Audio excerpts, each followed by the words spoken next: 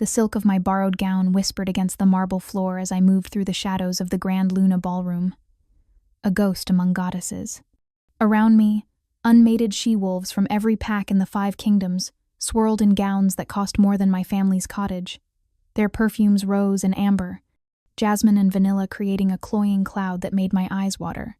I kept to the edges, to the spaces between the gilded columns, where the torchlight didn't quite reach, where a low-born Omega like me could observe without being observed. If you're enjoying this story so far, don't forget to hit the like button and subscribe. Drop a comment telling me where in the world you're watching from. I love hearing from you. The annual mating ball of the Crescent Throne was the event of the century. Every eligible female wolf under the age of 25 had been summoned by royal decree. The reason was simple and had sent shockwaves through every territory. Alpha King Theron, the most powerful wolf in existence, the warrior who had united the fractured kingdoms through blood and brilliance, had finally decided to choose a queen. I shouldn't even be here. My presence was a clerical error, a mistake in the royal summons that had accidentally included the orphaned daughter of executed traitors. But my village elder had insisted I attend. Refusing a royal summons meant death, regardless of bloodline. So here I stood in a dress 3 sizes too large, hastily altered by my own clumsy hands, the pale blue fabric already fraying at the seams. My wolf, Kaya, was silent within me. She'd been silent for months now, ever since the night of my 18th birthday when she should have emerged for the first time. The pack healer had called it a delayed manifestation, but I knew the truth. I was broken, defective. An Omega whose wolf refused to surface was worse than human. We were nothing.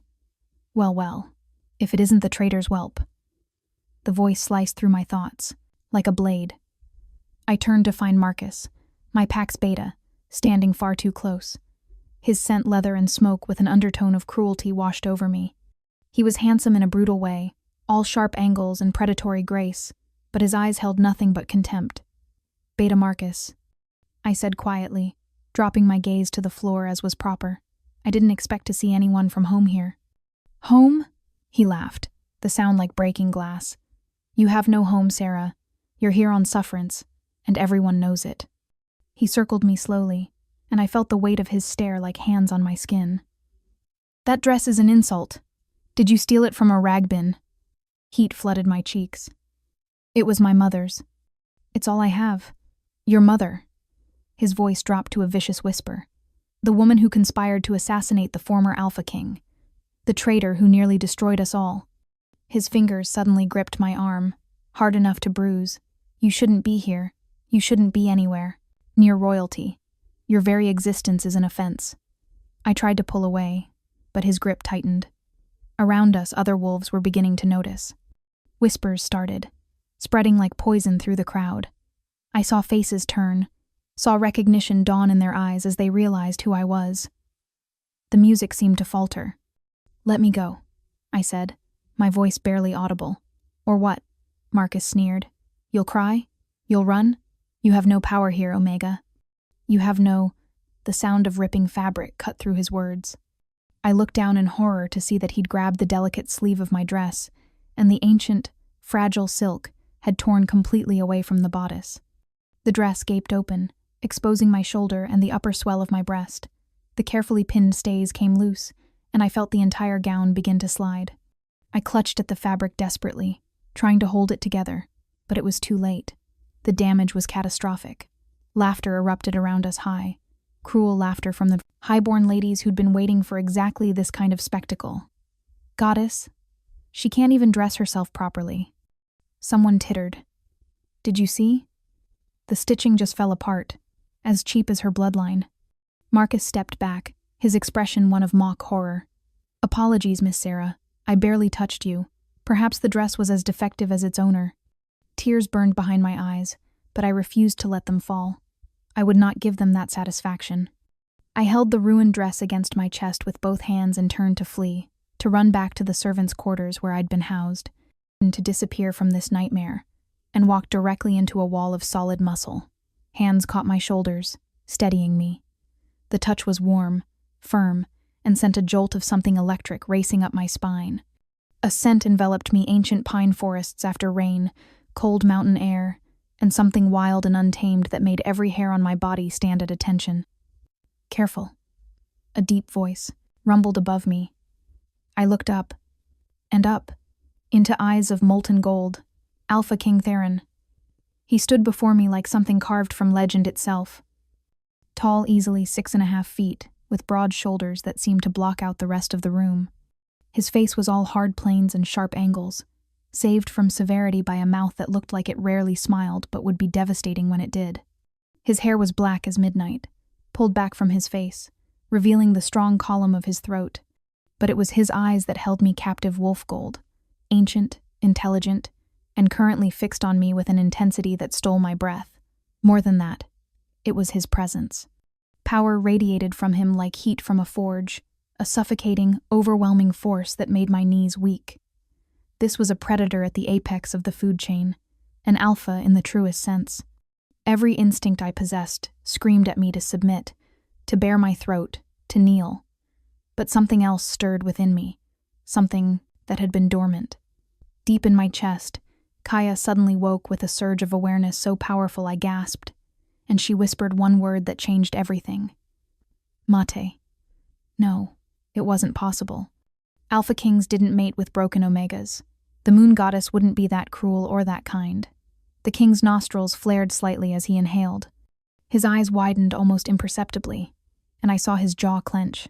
He'd scented it too, the bond. The impossible, undeniable connection that had just snapped into place between us like a golden thread pulled taut. For a moment that stretched into eternity, we simply stared at each other. The ballroom around us faded into nothing. There was only him, only me, only this. Then I remembered the dress. I was standing before the Alpha King of the 5 Kingdoms, clutching the torn remnants of my gown to my chest, my shoulder bare, my hair escaping its pins. I must look like exactly what I was, a nobody, a nothing, completely out of her depth.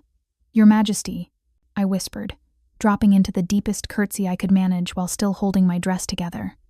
Forgive me. I didn't see I should have been more careful. Stand up. It wasn't a request. I obeyed immediately, though I kept my eyes lowered. I couldn't bear to look at him again, to see disgust or pity or worse recognition of what I was to him and rejection of it. What happened here? His voice was calm, but there was something beneath it, something that felt like distant thunder. Nothing, Your Majesty, I said quickly. An accident with my dress. I'll leave. I shouldn't have come. I asked what happened. Each word was precisely enunciated, carved from ice, and I expect an answer. The crowd around us had gone deathly silent. I could feel hundreds of eyes on us, feel the weight of their shock and curiosity. The Alpha King never intervened in petty disputes. He certainly never spoke to Omegas at formal functions. The girl's dress was poorly made. Your Majesty, Marcus said smoothly, stepping forward. I could smell his fear beneath the bravado every wolf could. But he continued, It simply fell apart. I attempted to assist her, but you lie. The words dropped into the silence like stones into still water. Marcus paled. Your Majesty, I would never. You touched her. The king's voice dropped to a register that made my bones vibrate. You grabbed her arm hard enough to leave bruises. I can see them forming. His eyes, still fixed on me, traced the darkening marks on my upper arm where Marcus had gripped me. Then you deliberately tore her dress to humiliate her in front of the court. It wasn't a question. Somehow, despite just arriving, he knew exactly what had happened. She's no one, Marcus protested, his voice rising with desperation. She's the daughter of traitors. Her parents tried to assassinate your father. She shouldn't even be silence. The word carried such command that Marcus's jaw clicked shut, mid-sentence. Several wolves nearby took involuntary steps backward. The king's power filled the room like a living thing, pressing down on all of us. But his touch on my shoulders remained gentle. Your name, he said to me. Preparing and narrating this story took us a lot of time, so if you are enjoying it, subscribe to our channel. It means a lot to us. Now back to the story. Sarah, I whispered. Sarah Blackwood, Your Majesty. Something flickered in his eyes at my surname. Recognition. Of course he knew who the Blackwoods were. Everyone did. Sarah Blackwood, he repeated, as if tasting the syllables. Then, without warning, He released my shoulders and shrugged out of his formal cloak. It was magnificent, heavy black velvet, lined with silver silk, embroidered with the royal crest in silver and gold thread. It was worth more than everything I'd ever owned combined, worth more than my life. He moved behind me, and I felt the weight of the cloak settle around my shoulders. It enveloped me completely, falling nearly to the floor, wrapping me in warmth and his scent. He reached around and fastened the clasp at my throat, a simple gesture that felt impossibly intimate. His fingers brushed my collarbone, and I shivered. "There," he said quietly, his breath warm against my ear. "Better." He came back around to face me, and I finally dared to look up at him again. The expression on his face was unreadable, but his eyes held something that looked almost like wonder. "This beta," the king said, not looking away from me. "What is his name?" "Marcus Steele, your majesty," someone in the crowd supplied. "Marcus Steele." The king's voice was contemplative. "You have committed 3 offenses tonight. First, you assaulted a female under royal protection. All unmated females at this gathering are under my protection. Second, you lied to your king. Third, and most grievously, you have insulted my mate." The last word dropped like a bomb. Gasps echoed through the ballroom. Someone's wineglass shattered on the marble floor. I heard a woman's voice rise in disbelief before being quickly shushed. "No, I," breathed. "Your Majesty, you don't have to, don't I?"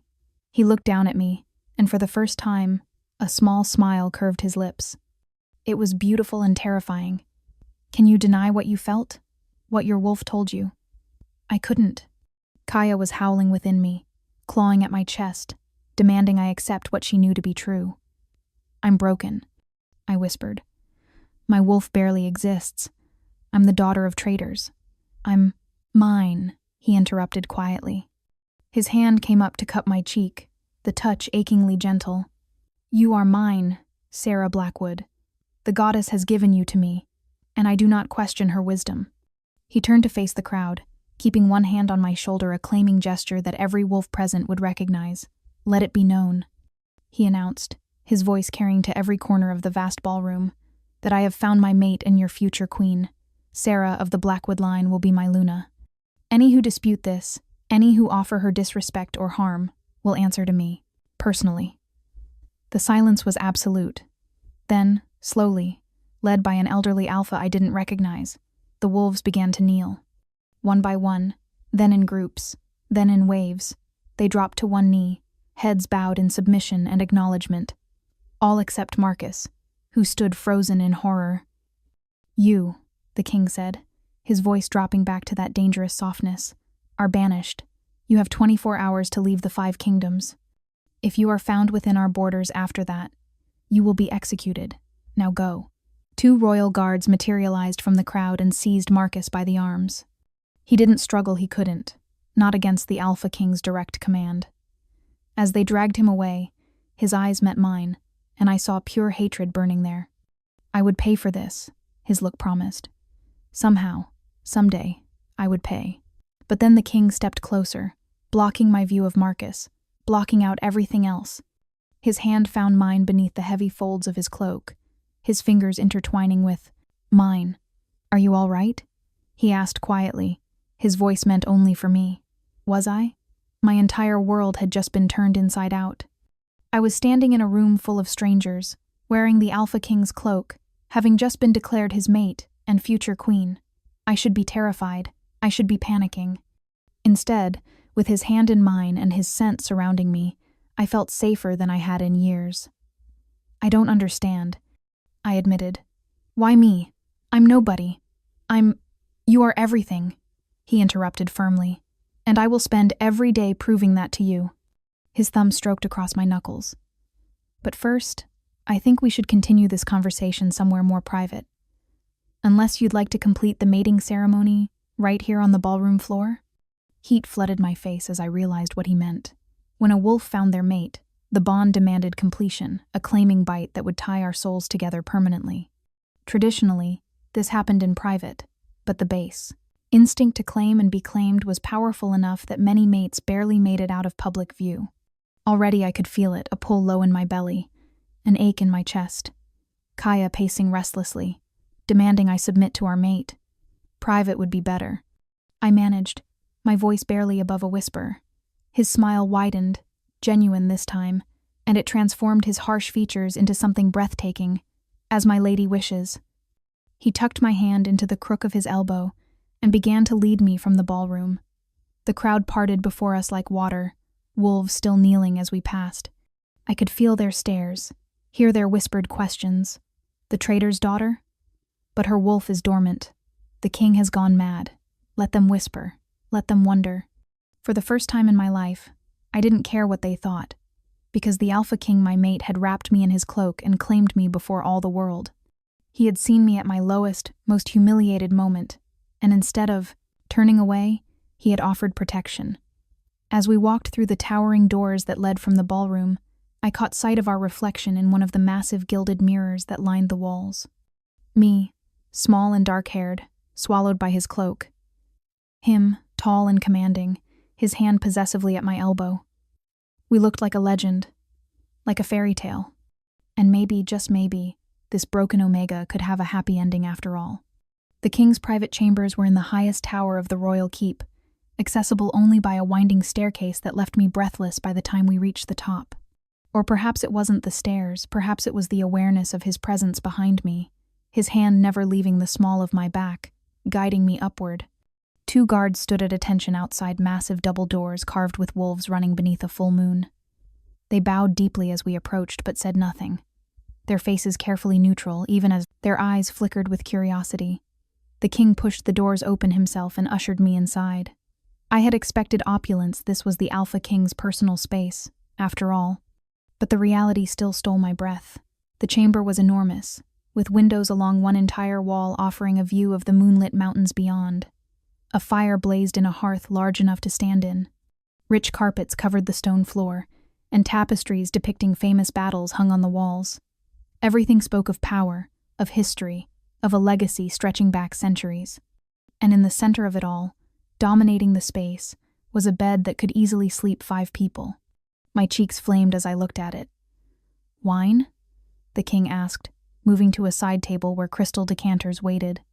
His voice was casual, but I could hear the tension beneath it. He was giving me time to adjust, to calm my racing heart. "Please," I said, grateful for something to do with my hands. He poured 2 glasses of deep red wine and crossed to where I stood near the fire. As he handed me the glass, our fingers brushed, and that same electric spark jumped between us. His eyes darkened. "We should talk," he said, taking a measured step back. The distance seemed to cost him. "Before anything else happens, we should talk." I nodded, sipping the wine. It was rich and complex, probably worth more than I'd earn in a year of honest work. "You called me your mate in front of everyone. Because you are. But you don't know me. You don't know anything about me except my name and my parents' crimes. I know enough." He set his wine down untouched and moved to look out the window, his broad back to me. "I know that you held your head high even as you were being humiliated. I know that you tried to take responsibility and leave quietly rather than cause a scene. I know that your wolf recognized mine the instant we touched." He glanced back at me over his shoulder. "And I know that the goddess does not make mistakes. My parents tried to kill your father," I said bluntly. "They were part of a conspiracy to assassinate him and throw the kingdoms into chaos. They were executed for treason when I was 8 years old. I've lived as an outcast ever since, barely tolerated in my pack. My wolf is damaged. She didn't emerge on my 18th birthday like she should have. I'm broken, Your Majesty." "Theron," he interrupted. "When we're alone, call me Theron." The intimacy of using his name made my stomach flip.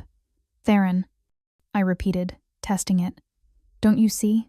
I can't be your queen. I have no training, no education, no standing. I would be a disaster." He turned from the window, his golden eyes intense. "May I tell you what I see?" I nodded, not trusting my voice. "I see a female who has survived despite the world trying to crush her. I see courage. It takes courage to attend a ball where you know you're unwanted. I see pride you didn't beg or plead when that bastard Beta assaulted you. You stood your ground." He took a step toward me, then another. "And I see my mate, my equal, my queen." Your wolf, I whispered. Does he want this? Want me? A low rumble emanated from his chest, his wolf answering through him. My wolf has been dormant for months. Sarah, distant, silent. I thought perhaps the burden of the crown had finally broken our connection. Another step closer. The moment I scented you, he roared to life. He's been clawing at me since, demanding I claim you, mark you, keep you. I could see the truth of it in the tension of his body, the flex of his hands as he fought for control. And goddess help me, I wanted it too. Kaya was a wild thing inside me, demanding I submit to our mate, demanding completion of the bond. There's something you should know, I said, setting down my wine glass before I dropped it. About my wolf. Tell me. I closed my eyes, gathering courage. She didn't emerge when she should have. The pack healer said it was a delayed manifestation. But the truth is, I think she's been locked away, hidden. My parents did something to me before they died, some kind of spell or binding. I've felt it my whole life, like there's a wall inside me, keeping part of myself locked away. When I opened my eyes, he was right in front of me, close enough to touch. Your parents weren't traitors, he said quietly. I blinked, certain I'd misheard. What? They weren't traitors. They didn't try to assassinate my father. His jaw clenched. They discovered a conspiracy, a group of highborn wolves who were planning a coup. Your father was my father's most trusted advisor. He brought evidence of the plot to the king, and they were making plans to stop it when the conspirators struck first. The world tilted. No. Everyone said what the conspirators wanted them to say. His hands came up to frame my face, his touch gentle despite the anger in his voice. They killed your parents and pinned the crime on them. They destroyed the evidence, bribed witnesses, and created a false narrative. And my father. Pain flickered across his face. My father believed it. He ordered their execution before the truth could come out. Tears streamed down my face. They were innocent. They were heroes. And they were murdered for it. His thumbs wiped away my tears. 3 years ago, new evidence came to light. A deathbed confession from one of the conspirators. We've been hunting the rest of them since, but they've gone deep into hiding. His eyes burned into mine. I have been trying to find you for 3 years, Sarah. To offer you restitution, to restore your family's honor, but you disappeared. And then tonight, you walked into my mating ball. The goddess brought us together, I whispered. The goddess, he agreed, is either very wise or has a twisted sense of humor. Despite everything, I laughed a choked, watery sound. He smiled in response, and it was like the sun, breaking through storm clouds. Your parents bound your wolf to protect you, he continued. If the conspirators had sensed your true power, they would have killed you as a child. But a broken Omega? His expression turned grim. They wouldn't see you as a threat. True power? I shook my head. I don't have power. I'm just... Your father was a direct descendant of the Moonwolf bloodline, Theron interrupted. Your mother was a seer, one of the most powerful in 5 generations. You carry both bloodlines in your veins, Sarah, the binding your parents placed on you. It wasn't to hide a deficiency. It was to hide a gift so rare, so powerful, that you would have been hunted by those who fear such things.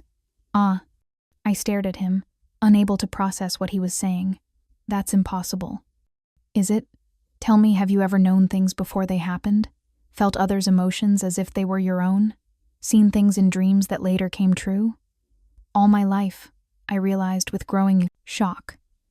All my life, I dismissed these things as imagination or coincidence. But what if? The binding is breaking, Theron said softly. I can feel it. Your wolf woke when we touched because the mate bond is stronger than any spell. Within a few days, possibly hours, you'll experience your first shift. And Sarah, his voice dropped. You need to be prepared. It won't be like a normal first shift. You're not 18 anymore. You're 23. 5 years of suppressed wolf nature will come pouring out all at once. Fear must have shown on my face because he pulled me close, wrapping his arms around me. I pressed my face against his chest, breathing in his scent, letting it calm me. I'll be with you, he murmured into my hair. Every step. I'll teach you control. I'll keep you safe. Why? I asked into his shirt. Why would you do all this for me? He pulled back just enough to look down at me, and the expression on his face stole my breath. It was raw, vulnerable, achingly sincere. "Because you're mine?" he said simply. "Because the moment I saw you, something in me that I thought was dead came back to life. Because when I touch you, I feel complete for the first time in my existence." His hand came up to trace my jaw.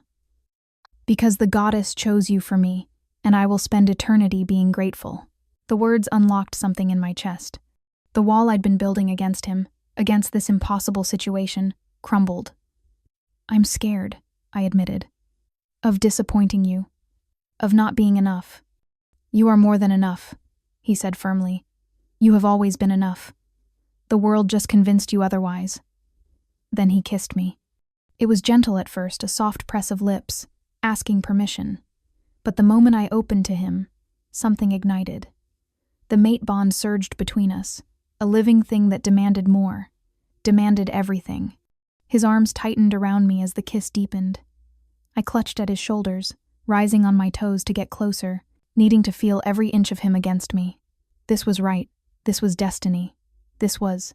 A wave of heat crashed through my body, so intense I gasped against his mouth. "Sarah?" Theron's voice was rough with concern and barely leashed desire. Something's happening."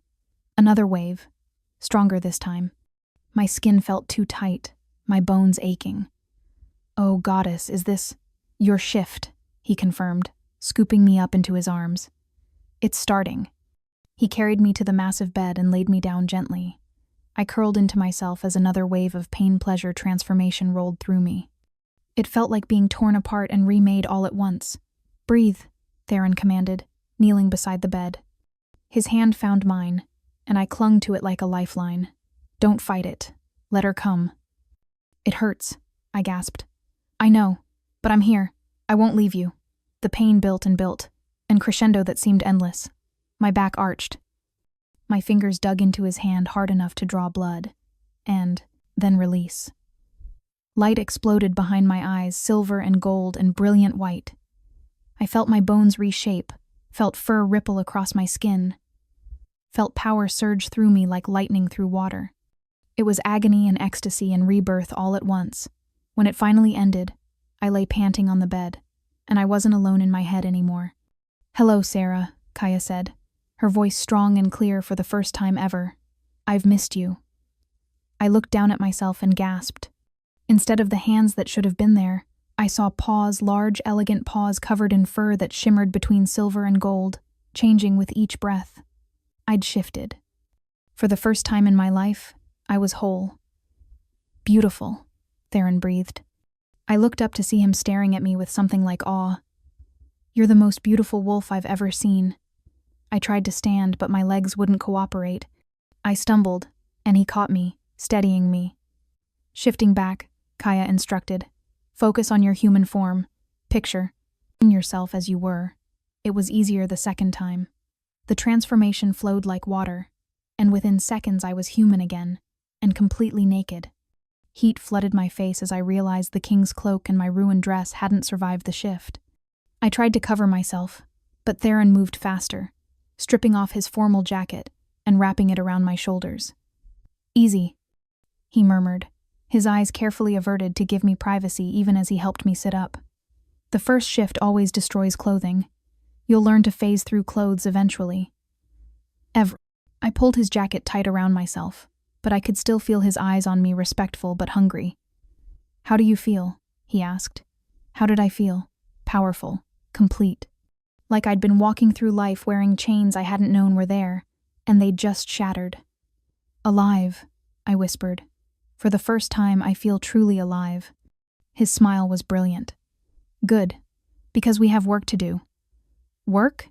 Your coronation will be in 3 days. Before that, we need to restore your family's honor publicly, begin your training as Luna, and," his eyes darkened with possessive heat, "complete our bond. The court won't accept you as queen until you bear my mark." The claiming bite, the final seal on the mate bond. My wolf, no longer dormant, no longer hidden, rose within me and howled her agreement. Yes, she wanted his mark. She wanted to mark him in return. She wanted the world to know who we belonged to. 3 days? I said weakly. That's not much time to learn how to be a queen. You won't be alone. He pulled me against his side, and I let myself lean into his warmth. I'll teach you everything. And Sira. He tilted my chin up so I had to meet his eyes. You've been surviving in hostile territory your entire life. You've been observing the wolves around you, learning their politics, their hierarchies, their weaknesses. You already know more than you think you do. He was right. I'd spent years, invisible, watching, listening, cataloging information I hadn't realized I was gathering. I'm still terrified, I admitted. So am I. At my surprised look, he smiled ruefully. I've been Alpha King for 10 years, Sarah. I've fought wars, negotiated treaties, ruled over millions, but being a mate? Being a partner? He shook his head. I have no idea what I'm doing. We'll figure it out together. The honesty, the vulnerability in his voice, melted the last of my resistance. This powerful, ancient alpha was just as uncertain as I was, just as afraid of failing. We were both taking a leap into the unknown. Okay, I said softly. Together. Together, he agreed.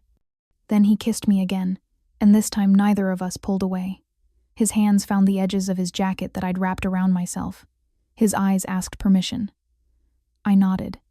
The jacket fell away, and Theron's sharp intake of breath made me shiver. His eyes traced over me, not lewd or crude, but reverent. Like I was. Something precious. Something sacred. Perfect, he murmured. You're perfect. No one had ever called me that before. No one had ever looked at me like that before, like I was worth something. Like I mattered. Your turn, I whispered, my hands moving to the buttons of his shirt.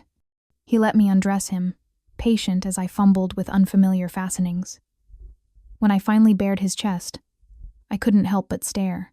He was magnificent, all lean muscle and power, scars from old battles marking his skin like a road map of his life. I traced one particularly long scar that ran from his collarbone to his navel. What's this from? A challenged 5 years ago. An alpha from the Western Territories thought he could take the throne. Theron's hand covered mine. He was wrong. There was a story there, probably a brutal one. But it could wait.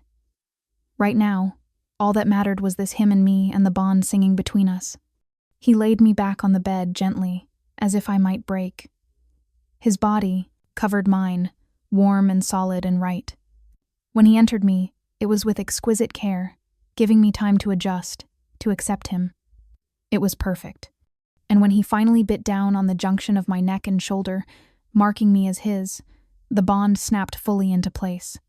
I felt his soul twine with mine, felt the depth of his feelings for me, awe and desire, and a fierce protectiveness that took my breath away. In return, I bit him, my new fangs finding the same spot on his neck. The taste of his blood on my tongue was like lightning and honey. Mine. He was mine as surely as I was his. When it was done, we lay tangled together, both of us marked, both of us claimed. Through the bond, I could feel his contentment, his satisfaction, his joy. My queen, he murmured against my hair. My king, I replied, pressing a kiss over his still healing bite mark. Outside the window, the moon had risen full and bright. It seemed to shine directly on us, a blessing from the goddess herself. I must have dozed because I woke to dawn light streaming through the windows and Theron propped on one elbow beside me, watching me with soft eyes. Good morning, he said, his voice sleep rough. Good morning. I stretched, feeling pleasantly sore in unfamiliar places. How long was I asleep? A few hours. You needed it after your first shift. His finger traced the mark he'd left on my neck, and I shivered at the sensation. How do you feel? Different. Connected.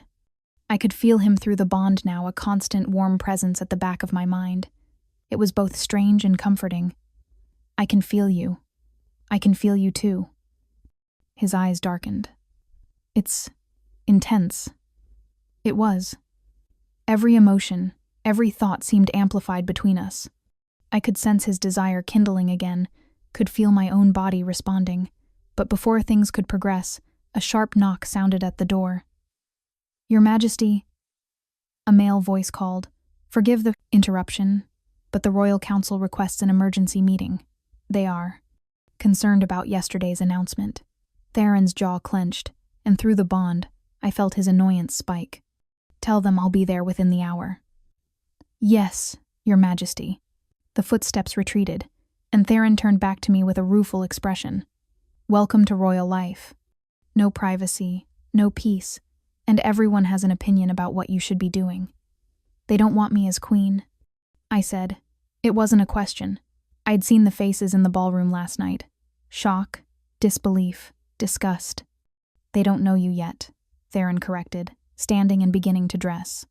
"Once they do, they'll love you as I do." The casual way he said it as I do made my heart skip. "You love me? We just met yesterday."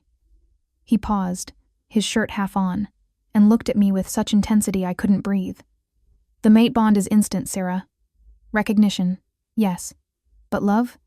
He crossed back to the bed and cupped my face. "Love was seeing you hold your head high while being humiliated. Love was watching you try to protect that bastard Beta from my wrath even after what he'd done. Love was feeling you give yourself to me completely, trusting me with your body and your heart." He kissed me softly. "Yes. I love you. I will love you every day for the rest of our very long lives." Tears pricked my eyes. "I love you too," I whispered. And I meant it. This impossible, powerful alpha who'd claimed a broken Omega as his queen, I loved him with every fiber of my being. "Good," he said, his smile bright enough to rival the sun. "Now get dressed. We have a council to face, and I want you beside me." Dressed in borrowed clothes that were still far too fine for someone of my former station, a deep blue gown that brought out the silver in my eyes, I followed Theron through the winding corridors of the keep. Guards snapped to attention as we passed, and servants pressed themselves against walls, eyes downcast. But I caught whispers, always whispers. "The traitor's daughter. He can't possibly mean to go through with it. She's barely more than an Omega." Theron's hand found mine and squeezed reassuringly. Through the bond, I felt his determination. Let them whisper. Let them doubt. He would prove them wrong. The council chamber was a large circular room with a round table at its center. 12 high-backed chairs surrounded it, one for each of the major packs in the 5 kingdoms. All were filled when we entered, and the conversations died abruptly as every face turned toward us. Theron didn't pause. He strode to the head of the table, his hand never leaving mine, and pulled out the chair beside the Luna's chair. "Gentlemen," he said, his voice carrying clear authority as I took my seat. "I believe you requested this meeting?" A man I didn't recognize stood elderly, with gray shot through his dark hair and calculating eyes. "Your Majesty, with all due respect, the entire court is in an uproar. This announcement you made last night, surely you were not serious?" "I was completely serious, Lord Gareth. Lady Sarah is my mate and will be your queen." "But sire," another council member interjected, younger, with auburn hair and nervous energy, "her bloodline is tainted."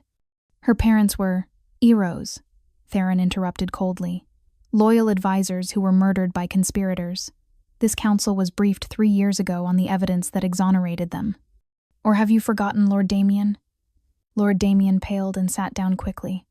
"Furthermore," Theron continued, his voice like steel, "any insult to Lady Sarah's bloodline is an insult to me. She is under my protection and bears my mark. I suggest you all adjust your attitudes accordingly." Silence fell, thick and uncomfortable. Then Lord Gareth spoke again, his voice more carefully respectful. "Your Majesty, we mean no disrespect, but you must understand our concern.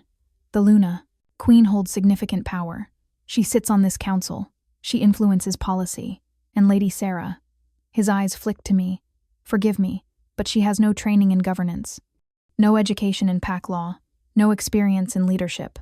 "I didn't have any of those things when I became king," Theron said mildly.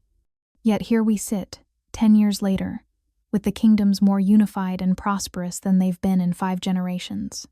Perhaps formal training isn't as important as character and capability. With respect, Your Majesty, you were born to rule." "She was born to a royal advisor and a seer," Theron interrupted. "She carries bloodlines more ancient than yours, Gareth. And more to the point, she survived a decade of abuse and ostracism with her dignity intact. That requires strength your pampered heirs couldn't imagine." Heat flooded my cheeks at his fierce defense. but I forced myself to speak. Lord Gareth raises valid points, I said quietly. All eyes turned to me. I do. Lack formal training. I don't know your laws or procedures. I straightened my spine, letting my new wolf lend me confidence, but I learned quickly. I've spent years observing pack politics from the outside, and what I lack in education, I will make up for in dedication. I met each council member's eyes in turn. I know you doubt me. I know I'll have to prove myself every day, but I intend to do exactly that. Give me a chance. That's all I ask. Silence again, but this time it felt different, thoughtful rather than hostile. She speaks well, a new voice said. I turned to see a woman I hadn't noticed before, the only female at the table besides me. She was stunning, with silver blonde hair and the ageless beauty that spoke of a powerful bloodline. For someone with no training, you show remarkable composure, Lady Sarah. Thank you, I said cautiously, unsure if it was a compliment or a test.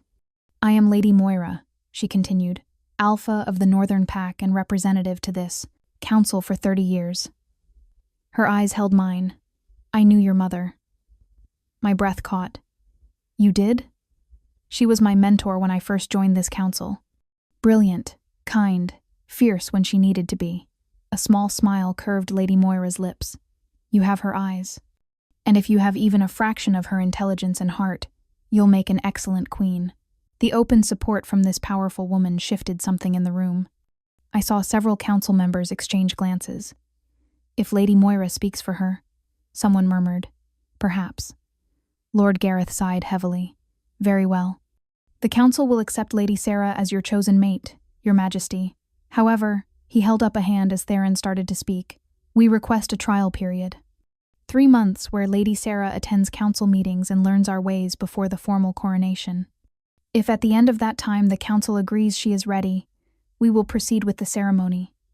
It was a compromise, and not an unreasonable one. But, through the bond, I felt Theron's reluctance. He wanted me crowned immediately, wanted my position secured beyond question. I accept, I said, before he could object. 3 months to prove myself is fair. Theron looked at me, and I sent reassurance through our connection. I can do this. Trust me. I do, he replied silently. It's them I don't trust. But aloud, he said, Very well. 3 months. But make no mistake, gentlemen, Sarah is my mate regardless of your approval. This trial period changes nothing about her status or her place at my side. Understood, Your Majesty, Lord Gareth said. The meeting continued, moving on to other business trade agreements, border disputes, petitions from minor packs. I listened carefully, noting the dynamics between council members, the alliances and rivalries that shaped their votes. But part of my attention remained on the bond between Theron and me. Every so often, his hand would find mine under the table, or he would glance at me, checking that I was all right, and I would feel his pride radiating through our connection. You're doing beautifully, he sent. I'm terrified, I admitted. So was I at my first council meeting. You hide it better than I did. The thought of this powerful alpha being as nervous as I was made me smile. As the meeting finally drew to a close, Lady Moira approached me. Walk with me? She requested. I glanced at Theron, who nodded permission. Lady Moira led me to a private garden, a small oasis of green in the stone keep. We sat on a bench beneath an ancient willow tree, and for a moment, she simply studied me. Your mother saved my life once, she said finally. Did you know that? I shook my head. I was young, newly bonded, and I made the mistake of challenging an older, more experienced alpha over a territorial dispute. He nearly killed me in the resulting fight. Her eyes went distant with memory. Your mother found me bleeding out in the forest. She used her magic to heal me, even though it left her weak for weeks. She never asked for anything in return. That sounds like her, I said softly. Though my memories of my mother were faint, the ghost of her scent, the echo of her laughter. I owe her a debt I can never repay, Lady Moira said. So I will tell you this as thanks, and as warning. Her eyes sharpened. You have enemies on the council. Not all of them opposed you in that meeting, but that's because they're smart enough to hide their true intentions. They will smile at you and plot against you. They will test you at every turn. Why? I asked. What threat am I to them? You represent change, a break from tradition. Some of them have daughters or sisters. They hoped the king would choose alliances that would have benefited their packs. She took my hand. But more than that, they fear what you are. Your mother's bloodline, your father's legacy, the power you carry, is significant. And power always threatens those who cling to their own. A chill ran down my spine. What should I do? Be smart, be careful, trust no one completely except your mate. She squeezed my hand gently. And know that you have at least one ally in me. If you need help, advice, or simply someone who understands the challenges you face, seek me out. Thank you, I said, meaning it deeply. I don't know if I can do this. Everyone expects me to fail. Then surprise them. Lady Moira's smile was fierce. Your mother did. Every day, she proved that a female could be as powerful, as intelligent, as capable as any male on that council. You have her blood. Use it. As we walked back toward the keep, I felt something settle in my chest. Determination. I might not have been born to this role, but I would learn, I would adapt. I would prove to everyone, to the council, to the court, to myself, that the moon goddess had not made a mistake in choosing me, because I was Sarah Blackwood, daughter of heroes, and I was going to be queen. The next 3 weeks passed, in a blur of lessons, meetings, and constant scrutiny. Every morning began before dawn with Lady Moira drilling me on pack law and royal protocol. Every afternoon was filled with council sessions where I observed and occasionally contributed, always aware of the eyes assessing my every word. And every evening Theron would find me exhausted in our chambers and remind me why all of this was worth it. You're doing so well, he murmured one night as we lay tangled together, the moonlight streaming through the windows. His fingers traced lazy patterns on my bare shoulder. Lord Gareth actually smiled at your suggestion about the border patrols today. He smiled at you, agreeing with my suggestion, I corrected, pressing a kiss to his chest. There's a difference. Give it time.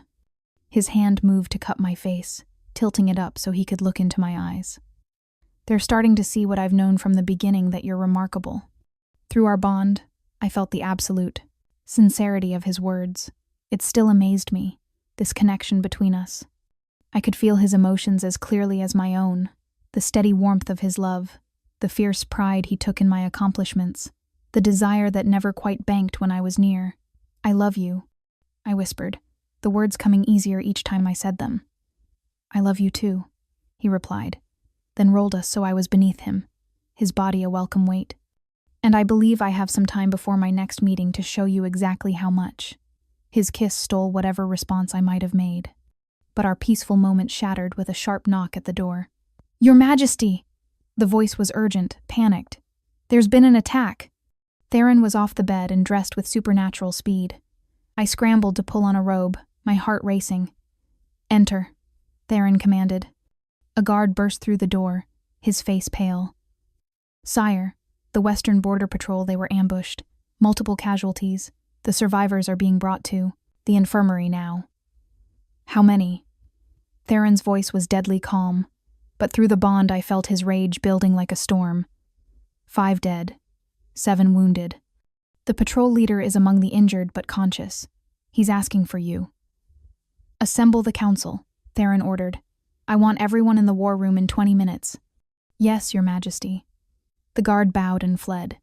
Theron turned to me, and I saw the Alpha King in full force, no longer my gentle mate but a warrior preparing for battle. Stay here. Lock the door. Don't let anyone in except me or Lady Moira. No, I stood, letting my own wolf rise to the surface. I'm coming with you. Sarah, I'm your mate, your Luna. I moved to where my own clothes hung in the wardrobe we now shared. This is exactly the kind of situation where I need to be at your side, to show the court that I can handle a crisis. He stared at me for a long moment, and I felt the war within him through our bond, his need to protect me warring with, his recognition that I was right. Fine, he said finally, but you stay close to me, and if I say run, you run. Understood? Understood. Understood. We dressed quickly and headed for the war room, a fortified chamber deep in the keep where military strategy was planned. The council members were already gathering, their faces grim. Report, Theron demanded as we entered. The patrol leader was there, slumped in a chair with a healer working on the deep gashes across his chest. He tried to stand when we entered, but Theron waved him down. "Speak," the king commanded. "We were on routine patrol along the western ridge," the man rasped, his voice rough with pain. "Standard formation. Nothing unusual." Then they came out of nowhere, at least 20 rogues, maybe more. They were organized, sire. Not like typical rogue attacks. They knew our patrol routes, knew exactly where to hit us. "Rogues don't organize," Lord Gareth said, frowning. "Not in those numbers." "These did," the patrol leader insisted. And there was something else. He looked directly at me, his eyes haunted. "Their leader, before he escaped, he said to tell the traitor's whelp that her past has come to collect its due." The room went deadly silent. Every eye turned to me. They were after Sarah? Theron's voice was dangerously soft. "It would seem so, Your Majesty," the patrol leader confirmed. "They asked where she was, if she was here at the keep. When we wouldn't answer, he gestured to his wounds. Through the bond, I felt Theron's fury spike to incandescent levels. His eyes flashed gold, his wolf rising to the surface. "Someone in this keep has been feeding information to our enemies," he said, his voice carrying to every corner of the room. "Someone told these rogues about Sarah's identity, about her presence here." His gaze swept the council. "I want to know who. Now." "Your Majesty," Lord Damien said carefully, "surely you don't suspect the council." "I suspect everyone except my mate," Theron snarled. "5 of my wolves are dead because someone wanted to send Sarah a message, and they will pay for it in blood." "Theron," I placed a hand on his arm, feeling the tension vibrating through him. "May I speak?" He looked down at me, and I saw him struggle to rein in his rage. Finally, he nodded. I turned to face the council, letting my own wolf lend me strength and authority. "The message was for me. That means this is my responsibility." "No," Theron started, but I squeezed his arm. "Let me finish." I looked at each council member in turn. My parents were murdered by conspirators who feared what they knew, what they represented. Those conspirators have been in hiding for over a decade, but they're clearly still active. They see me as a threat, either because of what I might know, or because of what I represent as the king's mate. "What do you propose?" Lady Moira asked, her expression thoughtful. "A trap," I said. The idea had been forming as I spoke. "They want me. They came looking for me. So let's give them what they want." "Absolutely not," Theron growled. "Hear me out." I turned to him, speaking through our bond as well as aloud. "Trust me, I know what I'm doing. We let it be known that I'll be traveling to the western border to pay respects to the fallen patrol members. A small escort, public route. It will look like an easy target." "Because it will be an easy target," Lord Gareth said, but there was grudging respect in his voice. "You're suggesting we use you as bait." I'm suggesting we take control of the situation," I corrected. "Right now, the conspirators are setting the terms of engagement. They strike when and where they choose. But if we draw them out on our terms, with our preparations," I looked back at Theron, "we can end this. We can finally catch the people who murdered my parents." The room erupted into argument. Half the council thought I was insane. The other half saw the strategic value but worried about the risk. Through it all, Theron remained silent, his eyes locked on mine. Through the bond, I felt his terror at the thought of losing me, his admiration for my courage, his desperate need to keep me safe. "I'll be there," he sent, "every step. I won't let anything happen to you." "I know," I replied. "That's why I can do this." Finally, he spoke, and his voice cut through the arguments like a blade. "We do it," he said, "but with modifications. The escort won't be small, it will be an entire battalion disguised as a small honor guard. We'll have warriors positioned at every possible ambush point along the route, and I will be at Sarah's side every moment." "Your Majesty, if you're both in danger," Lord Damien began. "Then the conspirators will have to face both of us," Theron finished. "And may the goddess have mercy on them, because I won't." The plan was set for 3 days hence. 3 days to prepare, to position troops, to leak false information about my lightly guarded journey. 3 days where I tried not to think about the fact that I was deliberately making myself a target. That night, Theron held me tighter than usual, his face buried in my hair. "I could forbid you," he murmured, As your king, as your mate, I could order you to stay safe in the keep." "You could," I agreed, tilting my head back to look at him. "Would you?" "No." His smile was sad. "Because you're right. Because you're brave and brilliant, and this is the best chance we'll have to end this threat permanently." His hand came up to cup my cheek. "But Goddess, Sarah, I am terrified of losing you." "You won't." I placed my hand over his heart, feeling its steady beat. "We're bonded. I'm part of you now, just as you're part of me. Nothing can truly separate us. Death can. Then we'll just have to make sure neither of us dies," I said, with more confidence than I felt. He kissed me then, fierce and desperate, pouring all his fear and love through our bond. And I kissed him back, trying to show him that I was strong enough for this, that we were strong enough together. The next 3 days were organized chaos. Theron personally selected every wolf who would be part of the escort, choosing warriors he trusted completely. Lady Moira helped me prepare, teaching me defensive techniques and making sure I had concealed weapons on me at all times. "Your wolf is powerful," she told me during one training session. But she still knew. Don't rely solely on her in a fight. Use your intelligence, use weapons, use whatever advantage you can find. "Spoken from experience?"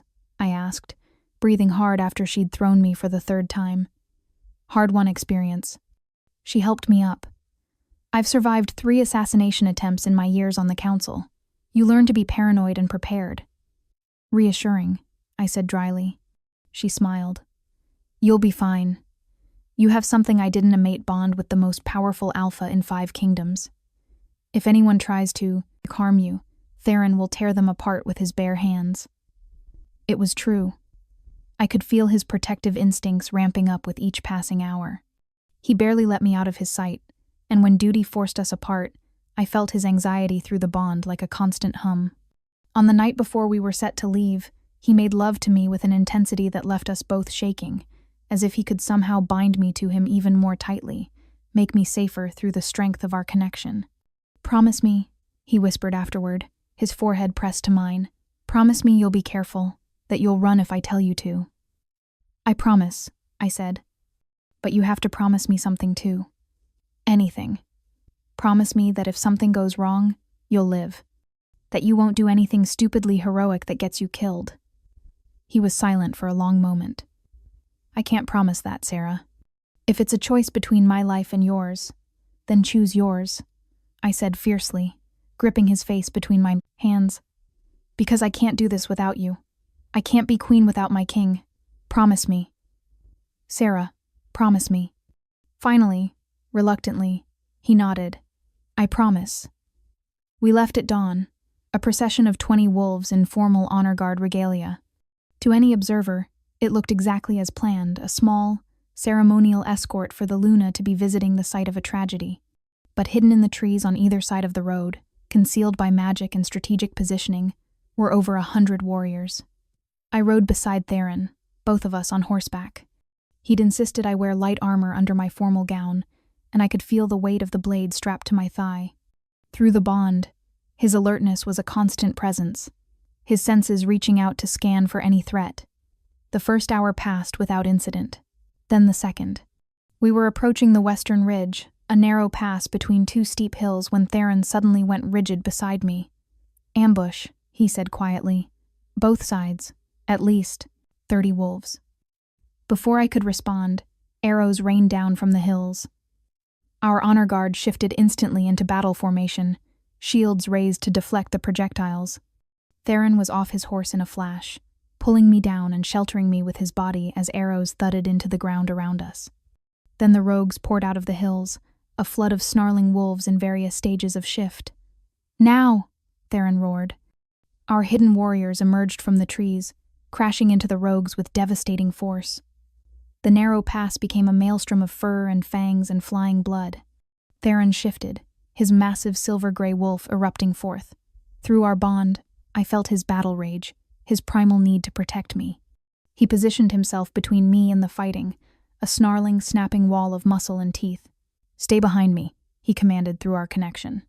But even as he fought, I saw them 3 rogues breaking away from the main battle, circling around, heading directly for me with single-minded purpose. They weren't here to fight. They were here to take me. "Theron," I shouted, but he was engaged with two massive wolves, unable to break away. I drew the blade from my thigh just as the first rogue reached me. He lunged, jaws open, and I sidestepped, slashing out with the knife. The blade caught him across the muzzle, and he yelped, stumbling back. The second rogue was smarter. She feinted left, then came at me from the right. Her teeth closed on my arm, and I screamed as pain exploded through me. Through the bond, I felt Theron's answering roar of rage. Then Kaya surged forward, and my wolf took control. The shift was faster this time. Smoother. In seconds, I was in my silver-gold wolf form, and I twisted in the rogue's grip, my jaws finding her throat. She released me with a gurgling whine and fell back. The third rogue, a massive brown wolf, charged. We met in a collision of fur and fury. He was bigger, stronger, older. But I was faster, and I was, fighting for my life. We rolled across the ground, snapping and clawing. His teeth found my shoulder, tearing deep. My claws raked across his belly, drawing blood. Then suddenly he was torn away from me, and Theron was there, his massive form standing over me protectively. The brown wolf tried to rise, but Theron's jaws closed around his throat, and with one brutal shake, it was over. Around us, the battle was ending. The rogues were either dead or fleeing, our warriors in pursuit. But Theron's attention was solely on me. "Shift back," he commanded, his mental voice urgent. "Let me see your wounds." I shifted, gasping as pain flared through my arm and shoulder, where the rogues had bitten me. Blood soaked the ruins of my dress. Theron shifted too, immediately pulling me into his arms. "Healer!" he roared. "I need a healer now. I'm okay." I managed, though the world was starting to go gray around the edges. "Theron, I'm okay." "You're bleeding," he said, his voice rough with terror and rage. Through the bond, I felt his panic, his guilt. "You're bleeding because I let them get to you." "You were fighting off two wolves," I said, gritting my teeth against the pain. "You couldn't. I should have been faster. I should have protected you better." "Theron," I grabbed his face with my good hand, forcing him to look at me. "I'm alive. We both are. The plan worked."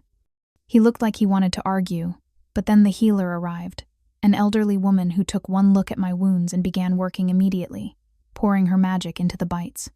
The pain receded slowly as the healing magic worked, closing the torn flesh, mending muscle and tendon. Within minutes, only faint scars remained. "You'll want to keep the wounds clean," the healer instructed, "and don't shift again for at least 12 hours to give them time to fully set." "Thank you," I said, sagging against Theron in relief. Lord Gareth approached, his expression grim. "Your Majesty, Lady Sierra, we've secured the area. Most of the rogues are dead, but we captured 3 alive. They're being restrained now." "Excellent." Theron's voice was cold as winter steel. "I want them questioned. I want to know everything: who sent them, where they came from, what they were promised." "Of course, Your Majesty." Gareth hesitated. "And sire." Lady Sierra fought well. Very well, for one so newly awakened. The entire guard witnessed her courage. Through the bond, I felt Theron's pride surge, momentarily overwhelming his lingering fear. "My mate is remarkable," he said simply, his arm tightening around me. "As I've been trying to tell all of you." The interrogation of the captured rogues took place in the keep's dungeon's deep, dark cells designed to hold even the most dangerous prisoners. Theron wanted me to stay in our chambers and rest, but I refused. "They came for me," I said firmly. "I deserve to hear what they have to say." We compromised I would observe through a one-way mirror rather than being in the interrogation room itself. The first 2 rogues were loyal to their mysterious master, refusing to speak even under threat of execution. But the third, a younger wolf who looked barely out of his teens, broke after only a few minutes. "I'll tell you everything," he sobbed, his bravado crumbling in the face of Theron's cold fury. "Just please don't kill me." "Talk," Theron commanded. "We were hired by a wolf named Corvin. He's been gathering rogues for months, building an army. He promised us territory, status, mates, anything we wanted if we helped him." "Helped him do what?" Lady Moira asked. She'd joined us for the interrogation. destabilize the kingdom. He said the current Alpha King had to be weakened, distracted, and that the best way to do that was to take his mate. My blood ran cold. Why? Theron demanded. What does Corvin want with Sarah? I don't know the details, the rogue said quickly, but he said she was the key. That her bloodline was important somehow. That if he had her, he could control the old magic. Old magic.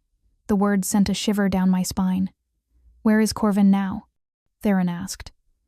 I don't know. He never tells us his location. We get messages through intermediaries, meet at different places each time. The rogue was shaking now. Please, Your Majesty, that's all I know. I was just following orders. I didn't want to hurt anyone.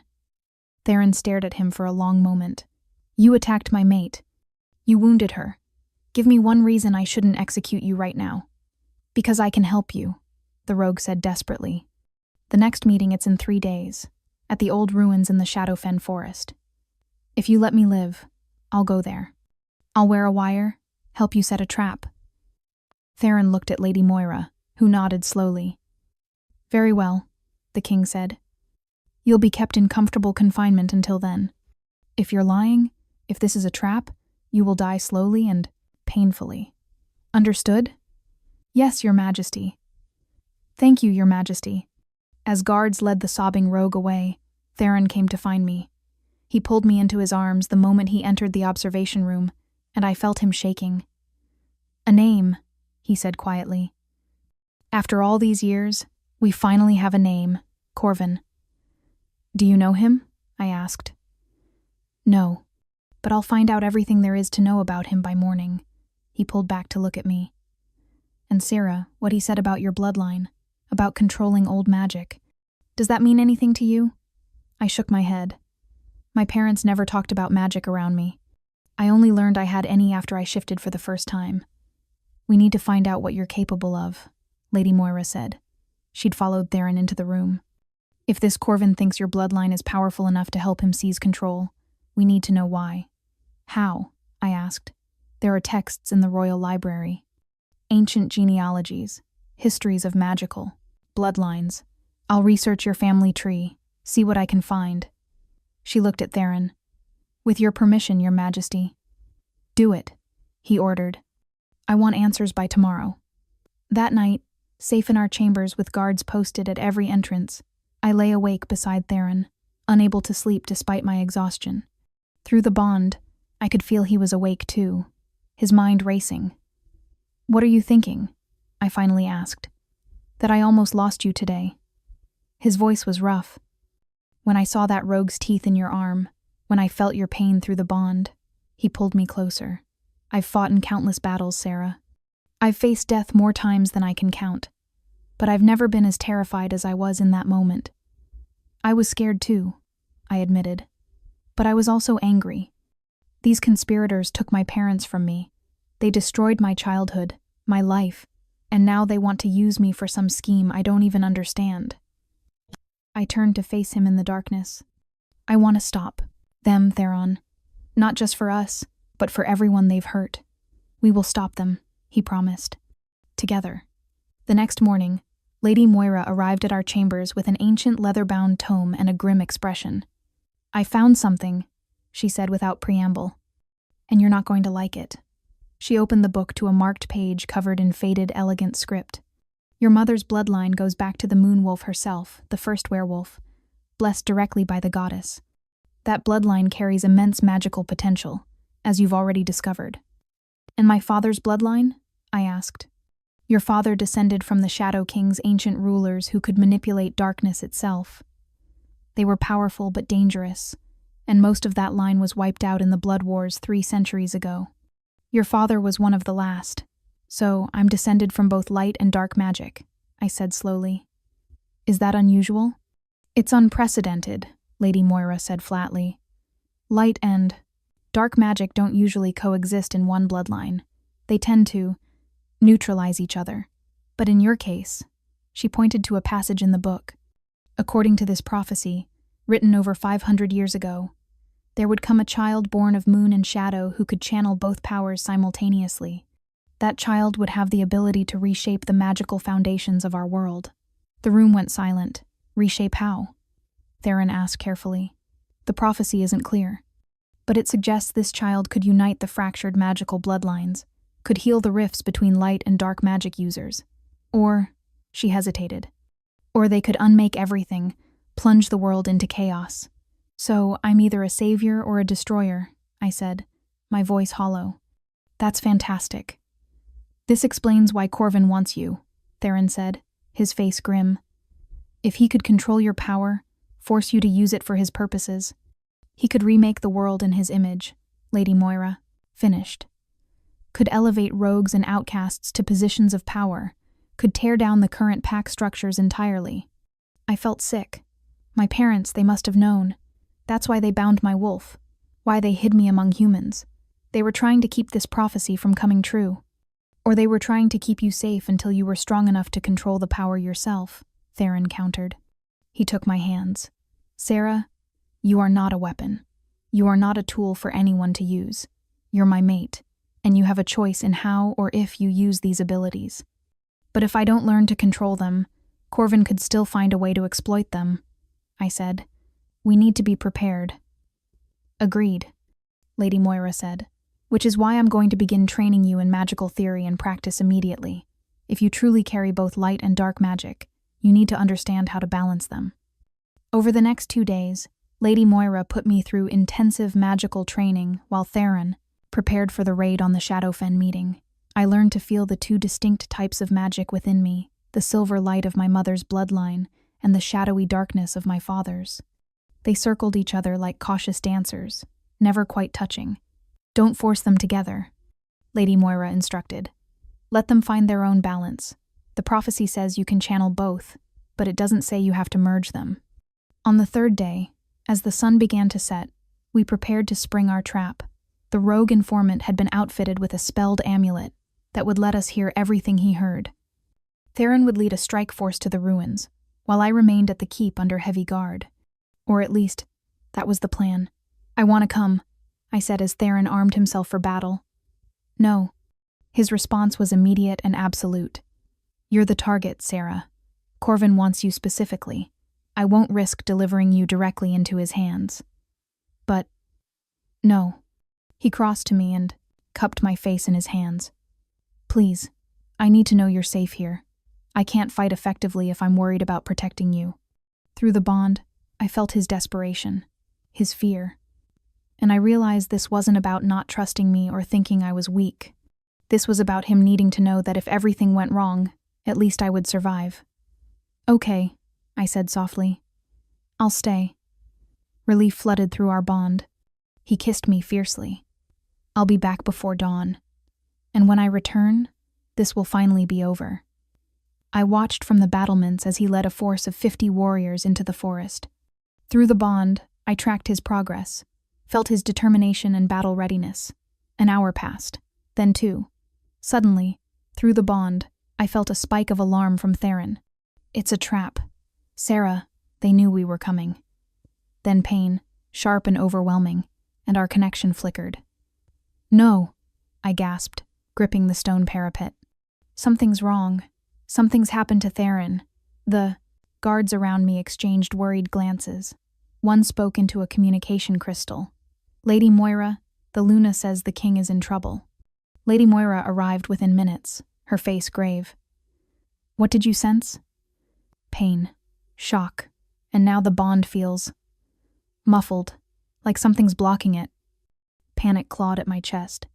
We have to send reinforcements. We can't leave the keep undefended, one of the senior guards said. If this is a ploy to draw away our forces. An explosion rocked the keep's eastern wall. Alarms blared as guards rushed toward the sound. Through the chaos I heard shouting, the clash of weapons. We're under attack, someone yelled. Lady Moira grabbed my arm. This is coordinated. They drew Theron away so they could take the keep and you. Then we fight, I said, my wolf rising to the surface. We hold them off until Theron returns, if he could return. The thought sent ice through my veins, but I pushed it away. He was alive, I could still feel him through. The bond, even if that feeling was distant and wrong. To the Great Hall, Lady Moira commanded. We make our stand there. The great hall had been transformed into a fortress within minutes. Guards barricaded the massive doors while archers positioned themselves in the gallery above. Lady Moira stood beside me, her eyes glowing with the silver light of active magic. "They're coming through the eastern breach," a guard reported breathlessly. "At least 40 rogues, maybe more. They're cutting through our defenses like they know exactly where every weakness is." "Because someone told them," I said, my voice cold. Through the muffled bond, I could still feel Theron alive but struggling, fighting against something that kept him from reaching me. This was planned down to the last detail.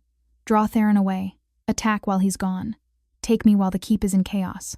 "They won't get you," Lady Moira promised. "Not while I still breathe." The doors shuddered under a massive impact, then another. The barricades groaned but held.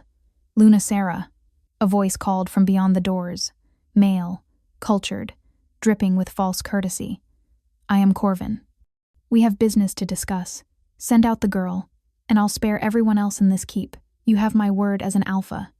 "The word of a traitor and a murderer," I called back. "Forgive me if I find that less than reassuring." His laugh echoed through the hall. "Ah, so you have some fire in you. Good. I'd hate for you to be boring." Another impact on the doors, harder this time. "But your defiance is pointless, child. I have 50 rogues with me, and your precious king is currently occupied with a lovely magical trap in the Shadowfen. A binding circle that prevents him from shifting, from using his full strength. He's helpless, and getting weaker by the minute." My blood ran cold. A binding circle, dark magic used to suppress a wolf's nature.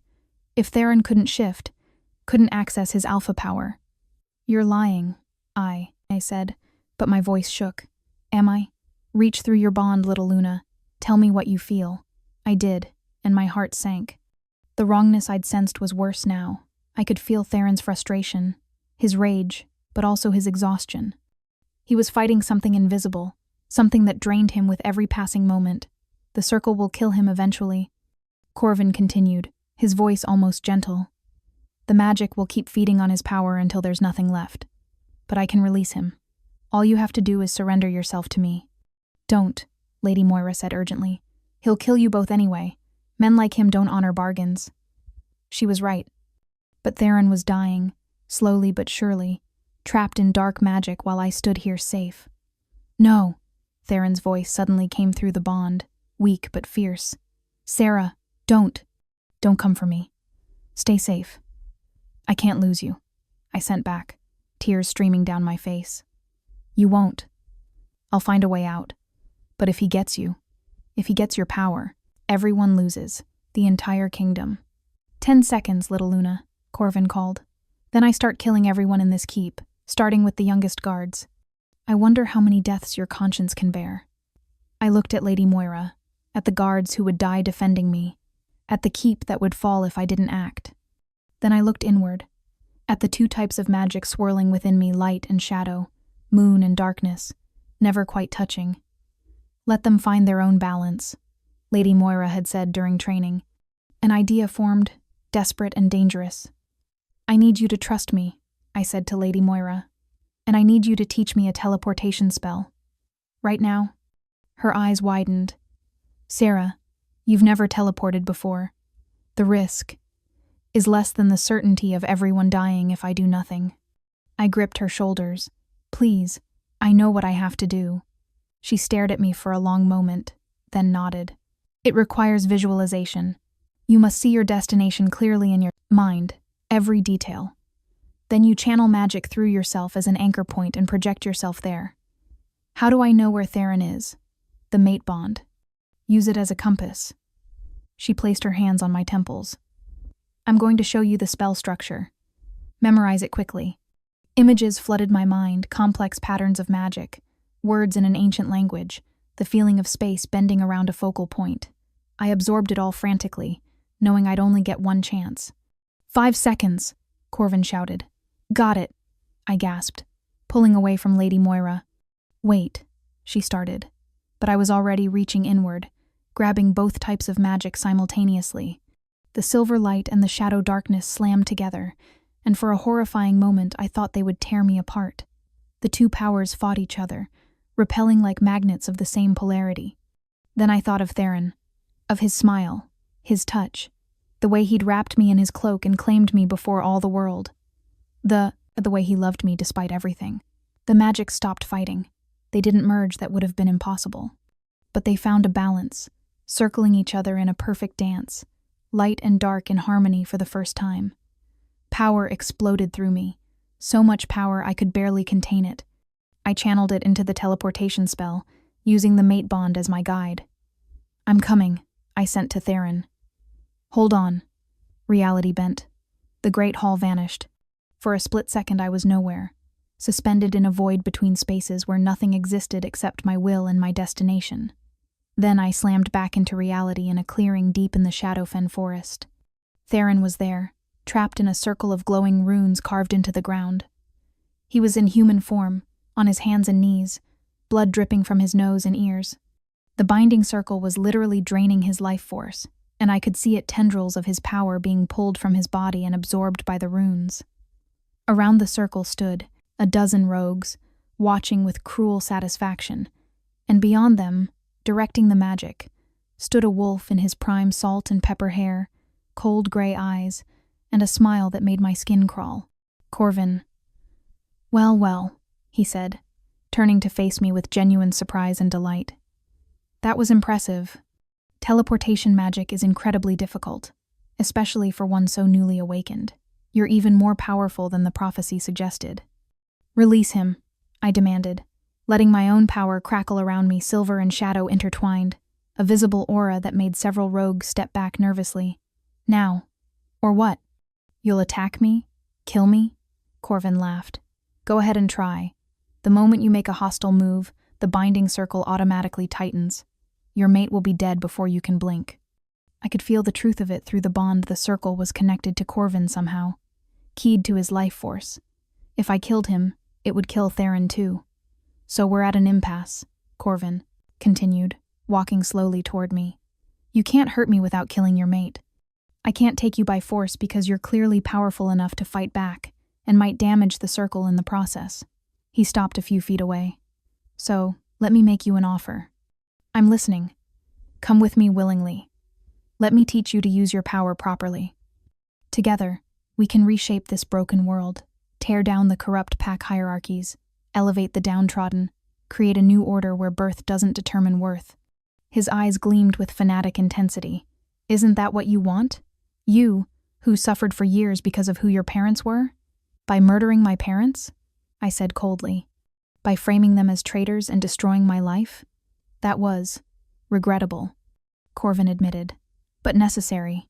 Your parents would never have joined my cause willingly. They were too loyal to the old ways, the old king." He spread his hands. "But you're different. You've seen the injustice, firsthand. You know how cruel this system is to those it deems lesser." He wasn't entirely wrong. I had suffered. I had been treated like garbage because of my bloodline, had been humiliated and abused by wolves who thought birth made them better than me. But Theron had seen past all of that. Lady Moira had helped me despite old prejudices. Even the council, initially hostile, had begun to respect me as I proved myself. "You're right that the system is flawed," I said carefully, watching Corvin's expression. "But your solution is to replace one tyranny with another. To use my power to enforce your vision of how things should be.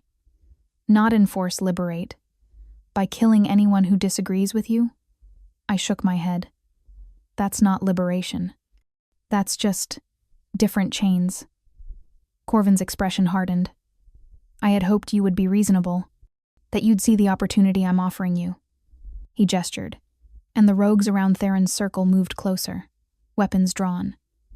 "But if you won't join me willingly, I'll simply have to take you. Yes, you might fight back. Yes, the circle might fail and your mate might die." He shrugged. "That's a risk I'm willing to accept." Through the bond, I felt Theron struggling to speak, to warn me, but the binding circle had stolen even his voice. "I love you," I sent to him. "Whatever happens, know that I love you." "Sarah." No, I called on my power again, that strange, beautiful balance of light and shadow. But this time, instead of using it to attack, I directed it at the binding circle itself. The circle was made of dark magic, the same shadowy power that ran through my father's bloodline, which meant I could understand it, could feel its structure, could find its weaknesses. "What are you doing?" Corvin demanded, sensing the shift in energy. I ignored him, focusing entirely on the circle. There, a flaw in the weaving, a place where the dark magic twisted against itself. If I could just... I sent a thread of my own shadow, magic into the circle, carefully, delicately. Not attacking it, but infiltrating it, pretending to be part of it. "Stop!" Corvin lunged toward me, but I was already committed. My shadow magic found the flaw and exploited it, unraveling the binding from the inside. At the same time, I channeled my light magic directly to Theron through our bond, feeding him strength to break free. The circle shattered with a sound like breaking glass. Theron surged to his feet, his wolf erupting forth in a blast of raw power. He was magnificent, massive silver-gray fur, eyes blazing with alpha authority and rage. He crashed into the nearest rogues before they could react, his jaws closing around the throat of the first, his claws eviscerating the second. Corvin snarled and shifted as well, a large brown wolf with streaks of gray. He launched himself at me, clearly deciding that if he couldn't have my willing cooperation, he'd settle for eliminating the threat I represented. But I was ready. I shifted too, my silver-gold wolf meeting his charge head-on. We collided in an explosion of fur and fangs, rolling across the forest floor. He was older, more experienced, but I was fighting for everything I loved, and that made me dangerous. His teeth found my shoulder, the same shoulder that had been wounded in the previous attack, barely healed. Pain exploded through me, but I twisted, my own jaws closing on his leg. I tasted blood and heard bone crunch. He released me with a yelp, limping back. Through the chaos of the battle, Theron and his warriors, when had they arrived, fighting the rogues, Corvin and I circled each other. "You could have been great," he sent through the mental connection all wolves shared. "Could have changed everything." "I am changing everything," I replied. "Just not the way you wanted." He lunged again, going for my throat. I dropped low, and he sailed over me. Before he could recover, I was on his back, my teeth seeking his spine. But he was fast, twisting, away. His claws raked across my side, drawing blood. We broke apart, both of us panting, wounded. "Enough!" Theron's mental roar cut through everything. He stood atop a pile of defeated rogues, his attention finally free to focus on Corvin and me. "She is mine to protect," Theron snarled, moving toward us with deadly intent. "And you dared to threaten her." Corvin's eyes darted between us, calculating. He was outnumbered, wounded, his rogues dead or fleeing. But I saw the moment he decided that if he was going down, he'd take me with him. He gathered magic raw, dark power pulled from the earth itself. A killing strike, one that would burn through my defenses and stop my heart. I felt Theron leap, felt him trying to intercept, but he was too far away. The magic was already forming, already launching toward me, and I did the only thing I could. I called on both my powers simultaneously, not balanced this time but merged. I forced the light and dark magic together, accepting whatever consequences came. They collided within me with catastrophic force. Silver-gold light exploded outward, met by a wave of pure shadow. The two powers annihilated each other in a blast that flattened trees and sent every wolf in the clearing flying. When my vision cleared, I was human again, naked and shaking in a crater of scorched earth. My body felt like it had been torn apart and reassembled wrong. Every nerve screamed in agony, but I was alive. Corvin lay 20 feet away, also human, also naked, but he wasn't moving. The blast had caught him full force, and I could see his chest rising and falling shallowly, dying. Theron was beside me in an instant, human again, pulling me into his arms. "Sarah, goddess, are you hurt? Talk to me. I'm okay." I managed, though it was a lie. "Is he dying?" Theron confirmed grimly. He looked at Corvin with cold satisfaction. "Good. Wait." I struggled to my feet despite Theron's protests. I need to talk to him. Sarah, please." Reluctantly, Theron helped me cross to where Corvin lay. His eyes were open, staring at the sky, blood trickling from his mouth.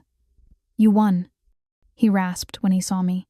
The prophecy was right, power enough to reshape the world. He coughed, more blood, wasted, on maintaining. the status quo. I'm not maintaining anything, I said quietly. I'm going to change things, make them better. But my way, not yours. Naive, he whispered. They'll never let you. The old families, the council. They'll fight you. At every turn. Maybe, probably. I knelt beside him. But I'll have my mate beside me, and allies who believe in doing what's right, not what's easy. That's more than you ever had. His eyes focused on me with surprising clarity. One last question. The blast. How did you survive merging light and dark? Should have. Killed you. I looked down at my hands, still faintly glowing with residual power. I don't know. Maybe because they're both part of me. Maybe the prophecy was never about choosing one or the other, but about being strong enough to hold both. Then you truly are. Something new. His lips curved in a ghost of a smile. I wish I could see what you become. His eyes went glassy. His chest stopped rising. Corvin, the wolf who had murdered my parents and terrorized the kingdom, was dead. I should have felt triumphant. Instead, I just felt tired. Theron wrapped his cloak around me. He'd retrieved it from somewhere and pulled me close. It's over, he murmured. It's finally over. Through the bond, I felt his relief, his overwhelming love, his lingering fear for me. Let's go home, I said. The journey back to the keep took hours. Theron refused to let me walk, carrying me the entire way despite my protests that I was fine. Through the bond, I could feel his need to hold me, to reassure himself that I was real and safe. Lady Moira met us at the gates, her face flooding with relief when she saw us. The keep? Theron asked immediately. Secure. When you and Sarah disappeared, Corvin's forces at the keep lost their coordination. We drove them back easily. She looked at me with something like awe. What you did teleporting yourself to the king's location that takes most witches decades to learn. I'm apparently full of surprises, I said weakly. Over the next few days, as we recovered from the battle and dealt with the aftermath, executing the surviving rogues who wouldn't surrender, securing the borders, sending messages to the other packs about Corvin's death, I felt something changing within me. The blast that should have killed me had somehow stabilized my dual powers. Light and shadow no longer fought for dominance but coexisted peacefully, ready to be called upon separately or together as needed. The prophecy said you could reshape the magical foundations of the world, lady, Moira said during one of our discussions. I think you just did. You've proven that light and dark magic can coexist, can even strengthen each other. That's going to change everything for magical practitioners. But I don't want to be some kind of magical messiah, I protested. I just want to be queen, to help Theron rule fairly. You can be both, she said with a smile. The best leaders often are. 3 months to the day after that first disastrous mating ball, I stood once more in formal attire, but this time, the gown was flawless. Crimson silk embroidered with silver and gold, fitted perfectly to my body. The royal seamstresses had outdone themselves. Theron stood beside me in his ceremonial armor, his hand steady in mine as we faced the assembled court. The council had voted unanimously to proceed with my coronation. Even Lord Gareth, initially my harshest critic, had spoken in my favor after witnessing my actions during Corvin's attack. She has proven herself in battle, in council, and in character, he'd said. She is worthy to be our queen. Now, as the high priestess of the moon goddess approached with the Luna crown, an ancient circlet of silver set with moonstones, I felt the weight of what I was accepting. Not just a title, but a responsibility to every wolf in the 5 kingdoms. Sarah of House Blackwood, the priestess intoned, her voice carrying through the great hall. Do you swear to uphold the laws of the 5 kingdoms, to protect its people, and to rule with wisdom and compassion alongside your mate? I do so swear, I said clearly. Do you swear to honor the moon goddess, to respect the old ways while forging new paths, and to never abuse the power entrusted to you? I do so swear.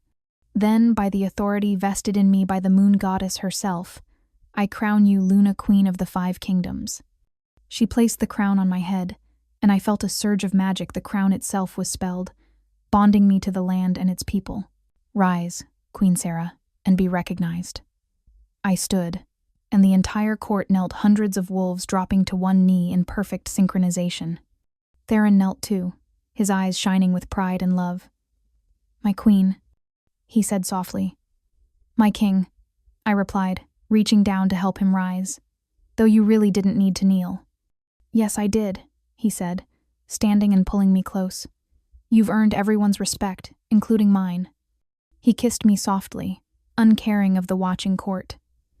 "I am so proud of you." Through the bond, I felt the depth of his emotion, his love, his pride, his gratitude that the goddess had given him such a mate. The celebration that followed lasted 3 days. Wolves from every pack attended, bringing gifts and pledges of loyalty. I met so many people my head spun, but Theron was always there, a steady presence at my side. On the final night, as the festivities finally wound down, we escaped to our chambers. "Finally," Theron said, pulling me into his arms the moment the door closed. "I've been wanting to do this all day." He kissed me deeply, hungrily, and I melted into him. Despite everything we'd been through, or perhaps because of it, the desire between us had only intensified. "My queen," he murmured against my lips, his hands working at the laces of my gown. "My beautiful, powerful, impossible mate." "Your Luna," I agreed, helping him with his own formal attire. "Your partner, your equal." "Always," he promised. We made love slowly, savoring each touch, each kiss. The bond between us sang with pleasure and joy and deep, abiding love. Afterward, as we lay tangled together in the moonlight, Theron's hand drifted to my stomach. "I can feel it," he said softly. "The beginning of life, our child." I hadn't been certain, hadn't wanted to say anything until I was sure. But of course he knew the mate bond meant we shared everything, even this. "Are you happy?" I asked, searching his face. His smile was radiant. "I have my mate, my queen, and now the promise of an heir. I'm more than happy, Sarah. I'm blessed." I placed my hand over his. "Boy or girl, do you think? Does it matter?" "Not really," I smiled. "Though if it's a girl, I want to name her Alara, after my mother. And if it's a boy, Darian, after my father." He pulled me closer. "Either way, they'll be loved, protected, given every advantage we can provide." "And taught that birth doesn't determine worth," I added. "That everyone deserves respect and opportunity." "Absolutely." He kissed my temple. "You're going to change this kingdom, Sarah. Already are changing it. The other packs are talking about your reforms lifting restrictions on Omegas, requiring education for all wolves regardless of status, establishing fair trials instead of summary executions. Those seem like basic decency, not radical reforms," I said. "To some, they're revolutionary." His expression grew serious. "You'll face resistance. Some of the older families won't want to give up their privileges.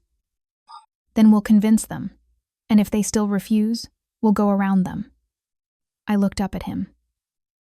"I'm not going to let fear of change keep us from doing what's right." "I know." His pride in me radiated through the bond. "That's one of the many reasons I love you."